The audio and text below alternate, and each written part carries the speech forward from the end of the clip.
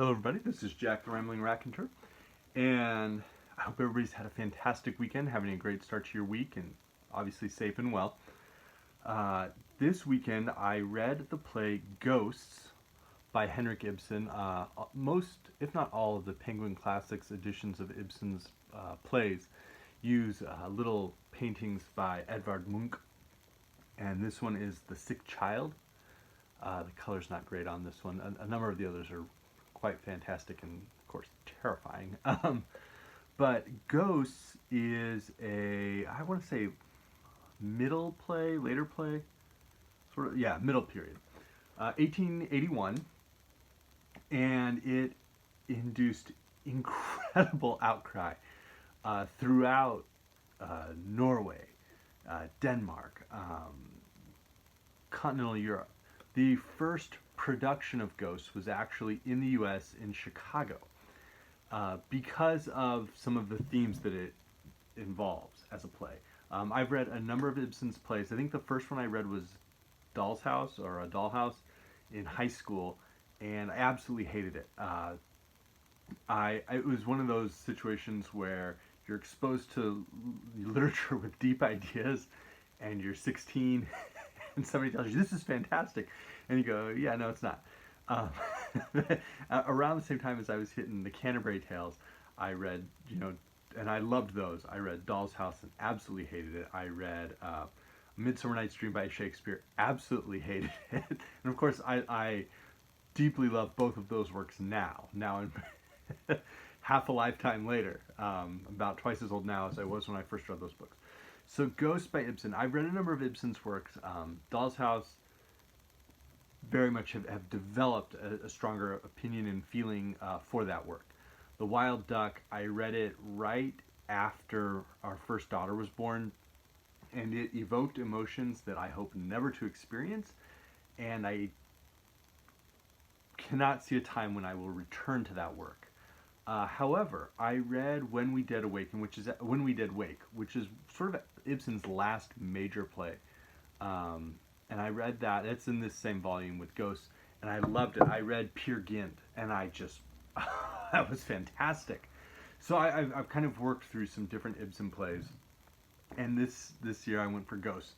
Now, Ghosts fits into sort of a unique situation. If you can imagine a Venn diagram where you have Greek tragedies on one side and problem plays, so plays that deal with sort of a social problem or a social concern, and you picture those two circles and you bring them together in the intersection. In the middle there, I think you have just a very tiny handful of plays. There are some truly great problem plays. Measure for Measure by Shakespeare, maybe the most underrated play by Shakespeare. There are truly great Greek tragedies. I love the entire Oresteia. I love Prometheus Bound. I love Oedipus Tyrannus. I'm on the group of people who love Hippolytus by Euripides. But within that intersection, that Venn diagram, you only have a handful of plays, and I would actually place Ghosts in one of those. Ibsen does have that ability to evoke tragedy within his drama, but he also has that ability to really focus on what's going on in society at the time. So Ghosts jumps right into that. We're given a widow who is meeting with she lives in a more rural area outside of a town or larger city. And so a pastor from that town has come out. They've built an orphanage that is sort of being funded by and dedicated in her husband's memory. And she and the pastor have these questions, and they deal immediately with questions that are still relevant today. Is it okay to be a spiritual person and have faith in God and trust in God's providence and still take out insurance? There's a whole question about, should they insure this orphanage that they've built? Because if something happens to it, this widow's not going to have money to pay to have it refurbished or anything. So those kinds of questions come right to the fore. Like, does that suggest that we don't trust in God if we, insure our buildings? I'm going to put it out there. I absolutely insure my house. Our cars. Legally, we're required to insure our cars. My wife and I have life insurance. I trust that nothing will ever happen to me. But if something did, then there's a way to provide for my family. So those questions jump out. There's clear sense and this widow has sort of been keeping it to herself this whole time, that her husband was a terrible guy. He was adulterous, he was philanderer, he was just a total lecherous creep. And early on in the marriage, she had left, and she actually ran away to the pastor, who was sort of her husband's, like, one of his best friends, and said, you know, you're the one I really love. Like, I'd rather stay here with you than go back to my husband. And he kind of convinced her and persuaded her to return to her husband, and this idea of, like, you will help, like, your marriage will help him become a better person. Obviously, this time, that remains like a constant social issue of people who are in relationships or marriages that are completely unhealthy, and those who try to say, look, just give that person time. That person will change. Like, you're going to be the one to change that person. And, you know, I'm not going to give my opinion on that in this video, but I think, you know, there's something to be said for being able to recognize when someone isn't changing and moving on. But in 1880s Denmark, or Norway, that question that Ibsen's raising is, I mean, he's generations ahead in some cases of raising some of these questions. He really develops the character of Mrs. Alving really well. There are revelations. I don't want to go into too many spoilers, but there are revelations that are you know, deeply affecting, deeply moving. The title Ghost comes from this idea that when she sees her son, who's been living kind of in Paris, and he's an artist, he's lived in artist communities, and so the pastor kind of rips into him about this, and the son replies, like, there are people who make good choices, who care for others, they care for their children or their families, despite, you know, being artists or bohemians, and that sometimes it's, you know, more bourgeois type individuals or business individuals who come and stay with the artists and then go back to town and talk about what a disgrace they all are and how, you know, terrible they all are, and he kind of makes it clear that that's not accurate. But she sees her son, and she sees the maid, whose father is this, like, he seems like he's had a number of issues. He's sort of a wheeler dealer carpenter. He once somehow, like, damaged one of his legs, and so he has a block under it, and he has this whole story about how he damaged it in this very noble way, like standing up for someone in, like, a bar fight. Sure. It's implied. Ibsen can be very subtle, but it's implied that that's utter BS. But this maid she's had for years, and her son, she sees them kind of, like, walking, and she starts talking about ghosts. She goes, I'll tell you what I mean by it. I'm timid and frightened because I can never really be free of the ghosts that haunt me. And the pastor replies, what do you mean by that, Mrs. Alving? I'm haunted by ghosts. When I heard Regina and Oswald out there, it was just as if there were ghosts before my very eyes. But I'm inclined to think that we're all ghosts, Pastor Manders. It's not only the things that we've inherited from our fathers and mothers that live on in us, but all sorts of old dead ideas and old dead beliefs and things of that sort. They're not actually alive in us, but they're rooted there all the same, and we can't rid ourselves of them. I've only to pick up a newspaper, and when I read it, I seem to see ghosts gliding between the lines. I think there must be ghosts all over the country, as countless as grains of sand. And we are, all of us, so pitifully afraid of the light. Just a great little bit of dialogue there. And part of the issue is that there's a character who, it becomes clear, has been suffering from syphilis, not through any choice of that character's own. And it's described this way. Let's see. It was directly after the last time I was home. I just got back to Paris when I began to get the most violent headaches. They seemed to be mostly at the back of my head. It was as if a ring of iron from my neck upwards were being screwed tight.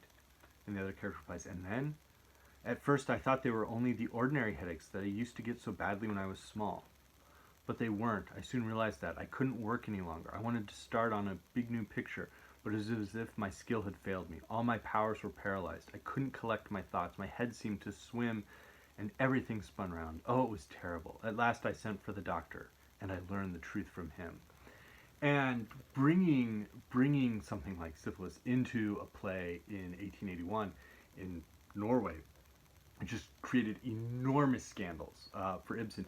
He was a playwright who made most of his money by selling copies of his plays in like book form, not from the number of productions of the plays that existed.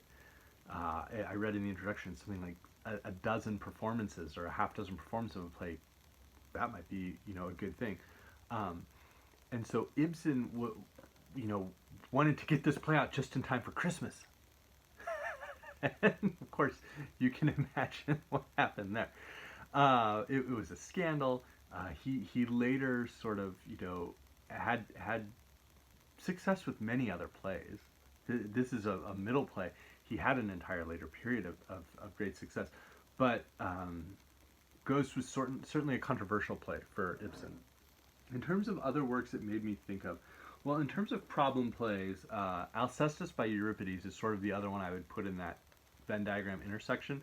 This Penguin Classic doesn't have Alcestis. I have it in a hardback that's not in this room. But that's a great problem play. I'm actually going to read Alcestis probably in the next 2 weeks, and that was part of why I had picked up Ghosts. In terms of some of the themes around relationships, family relationships, two plays from the 20th century came to mind. One was August Osage County by Tracy, and the other was Buried Child by Sam Shepard, which was a Pulitzer Prize winner for him in the late 70s, I believe. And then in terms of dealing with the themes of syphilis, Guy de Maupassant, of course, suffered and ultimately passed away from that. And some of his letters describe like dealing with that in the same way that Ibsen does in his plays. My health has not flourished. This is from a letter from February 28, 1891. My health is not flourishing. My eyes are still in the same state, and I am certain that the cause is brain fatigue, or rather nervous fatigue of the brain. For after half an hour's work, my thoughts are in a jumble, and my brain and eyes both grow foggy, and the mere act of writing becomes hard for me. My hand refuses to move as my mind directs it. I went through all this while writing Fort comme la mort. I rest my eyes for 2 whole days, after which I can see perfectly again, but I am overworked by the business of revising the play and by thinking of a new novel, The Angelus, which is not getting on at all. My doctor, Professor Rubin, who is a member of the Academy, is not worried. He says there are serious disorders and we shall have to find a remedy, but there is no grave trouble. And later on, I have such headaches of which I was cured 2 years ago, that I take 2 grams of antipyrine a day. I'm going mad in this place. I can't write a line. There are days when I damn well feel like shooting myself. I can't read. Every letter I write makes me ache with pain. And we see just what that kind of horror would have meant to an individual suffering. And Ibsen tries to describe that and draw that out in a humane way, but in an accurate way. So that was Ghosts by Henrik Ibsen.